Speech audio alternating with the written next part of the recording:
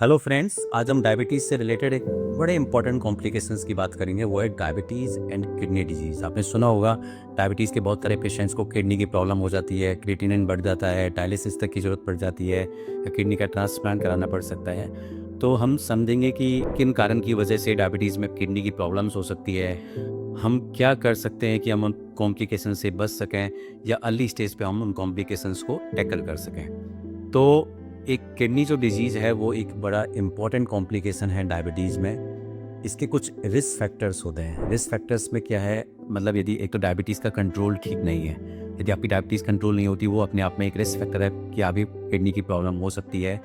इसके अलावा यदि ब्लड प्रेशर है, बीपी की प्रॉब्लम है और वो नहीं कंट्रोल रहती, तो वो अपने आप में एक रिस्क फैक्टर होता है। इसके अलावा और कुछ रिस्क फैक्टर्स होते हैं जैसे स्मोकिंग। तो जैसे स्मोकिंग की वजह से हमें पता है कि हार्ट की प्रॉब्लम्स होती हैं, लेकिन यदि डायबिटीज़ के पेशेंट्स स्मोकिंग कर रहे हैं तो उनको किडनी की प्रॉब्लम होने के चांसेस बढ़ जाते हैं। यदि किसी का वेट ज़्यादा है, वो भी अपने आप में एक रिस्क फैक्टर है।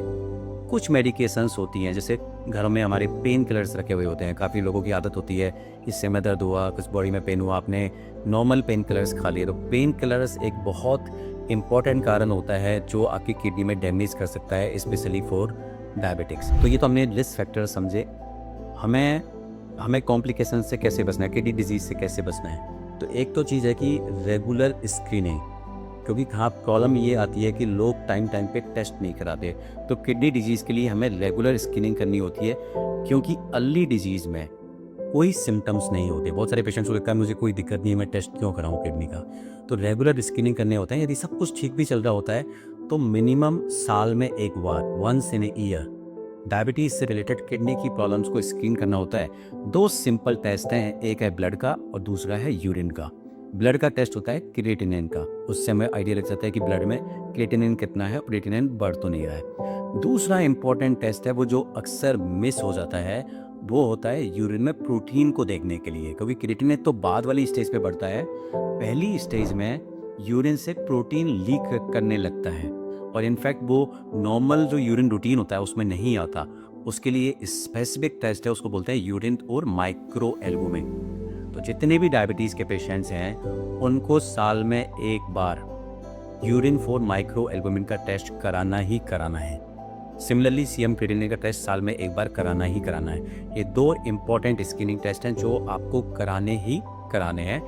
इनसे बहुत अर्ली स्टेज पे आप उसको डिजीज़ को आइडेंटिफाई कर सकते हैं, और यदि अर्ली स्टेज पे हम उसको पकड़ते हैं बीमारी को, तो हमारे पास काफ़ी उसको आगे बढ़ने के लिए मेडिकेशंस होती हैं। तो ये हमारी बात हो गई स्किन की। तो फिर जैसे हमने बात की, जब हमें रिस्क फैक्टर्स पता चल गए तो हम उसको ऑब्वियसली प्रिवेंट कर सकते हैं। हम क्या क्या कर सकते हैं, डायबिटीज़ का कंट्रोल ठीक रखना है। यदि आपको बीपी है तो बीपी का कंट्रोल ठीक रखना है। यदि आपका वेट ज़्यादा है तो वेट को मैनेज करना है। स्मोकिंग कर रहे हैं तो स्मोकिंग को बंद करना है।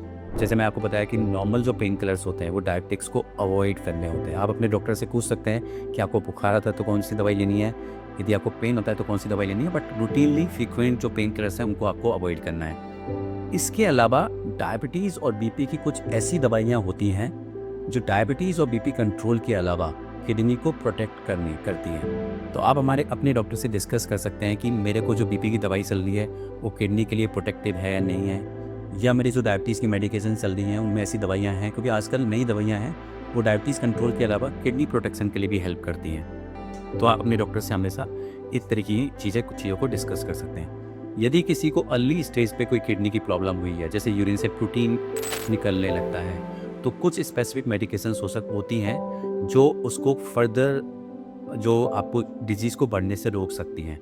एक चीज़ प्लीज़ समझिए, जो डायबिटीज़ से रिलेटेड कॉम्प्लिकेशंस होते हैं वो जनरली रिवर्स नहीं होते। अर्ली स्टेज है, बहुत अर्ली स्टेज है तो रिवर्स भी हो सकते हैं। बहुत बार ऐसा होता है कि यूरिन से प्रोटीन लीक करना शुरू किया, हमने उसको अर्ली स्टेज पे आइडेंटिफाई किया, मेडिकेशंस दी और वो रिवर्स हो जाए।